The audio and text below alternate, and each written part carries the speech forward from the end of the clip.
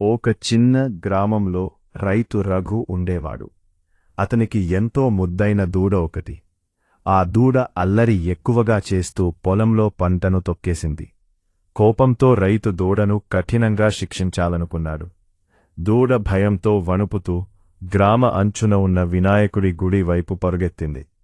ఆ గుడిలో ప్రతిరోజూ ఒక చిన్న బాలుడు వినాయకునికి పూలు సమర్పించుతూ ప్రార్థించేవాడు. దూడ గుడి దగ్గరకు చేరి వినాయక విగ్రహం పక్కన కూలిపోయింది. ఆ క్షణంలో రైతు అక్కడికి చేరాడు. అతను చెయ్యి ఎత్తగానే గుడిలోని దీపం ఒక్కసారిగా ప్రకాశించి వినాయకుని విగ్రహం నుంచి శాంతమైన కాంతి వెలువడింది. రైతు మనసు కరిగిపోయింది. నిరపరాధి అయిన దూడపై కోపం ఎందుకు అని అతనికి అర్థమైంది. వెంటనే దూడను దగ్గరకు తీసుకుని క్షమాపణ చెప్పాడు. ఆ రోజు నుండి అతను ప్రతి జీవిపై దయతో ఉండడం నేర్చుకున్నాడు.